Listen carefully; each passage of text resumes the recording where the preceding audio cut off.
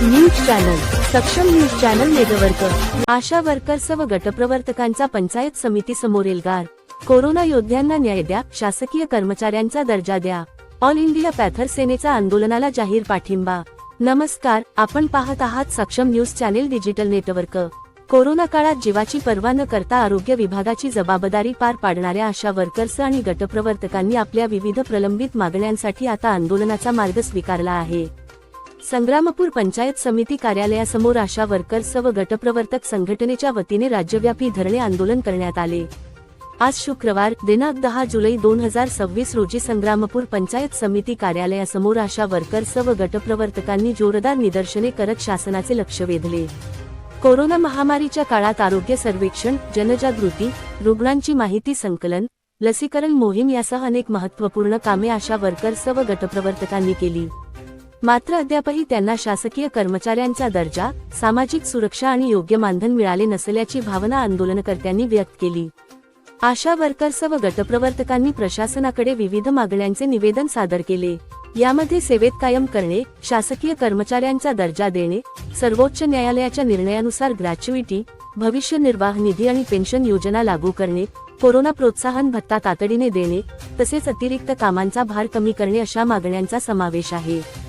तसेच आरोग्यवर्धिनीचा सरसकट लाभ आणि प्रधानमंत्री मातृवंदना योजनेतील प्रलंबित मोबदला त्वरित देण्याची मागणी करण्यात आली।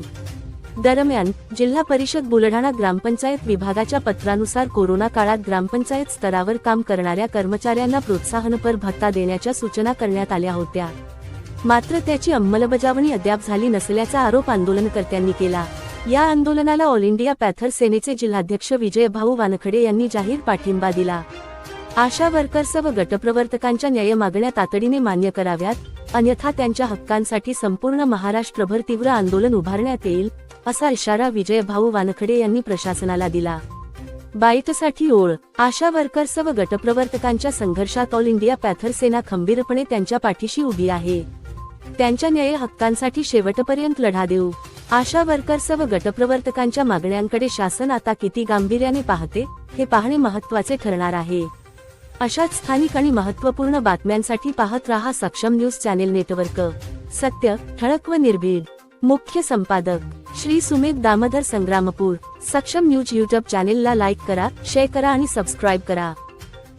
आज आम्ही परत पंचायत समितीमध्ये आंदोलन करीत आहोत कोरोना भत्तासाठी। 23 महिन्याचा आमचा 23,000 भत्ता अजूनपर्यंत आम्हाला मिळाला नाही। आम्ही वारंवार आंदोलन केले, मागेही 3 महिन्याच्या अगोदर आम्ही आंदोलन केलं होतं। असं सांगतात की आम्हाला ऑनलाईन कामं काही समजत नाही, तरी आम्हाला ऑनलाईन कामाची सक्ती करण्यात येते। आणि आयुष मंत्रालयात आपले प्रतापराव जाधव साहेब आहेत, त्यांनी तर आमच्यावर अतिशय म्हणजे कामच लादलेलं आयुष्यमान भारतचं। आणि ते काम जर आम्ही केलं नाही तर आमच्या कामाचा मोबदलाही आम्हाला कमी करण्यात येतो। आणि आमचे रोजचे 2 फोटो हे गृहभेटीचे गेलेच पाहिजे। आणि आम्हाला कामाची म्हणजे एवढी सक्ती केली जाते की आम्हाला शिवराय, मी विजय वानखडे, बुलढाणा जिल्हा अध्यक्ष, ऑल इंडिया पॅथर सेना। आज पंचायत समिती कार्यालयासमोर आशा वर्कर्स यांचं या ठिकाणी आंदोलन चालू आहे। आणि या आंदोलनाला ऑल इंडिया पॅथर सेनेच्या वतीने या ठिकाणी भेट दिली, त्यांच्या मागण्या समजून घेतल्या। त्यांच्या मागण्या अतिशय रास्त आहेत, परंतु निदर्शनास असं आलेलं आहे की आशा वर्कर गेल्या अनेक वर्षापासून आंदोलन करत आहे, निदर्शनं करत आहे, प्रदर्शन करत आहे, परंतु मागच्या का या आशा वर्करांच्या मागण्या जर पूर्ण झाल्या नाही तर ऑल इंडिया पॅथर सेना या ठिकाणी मैदानात उतरल्याशिवाय राहणार नाही।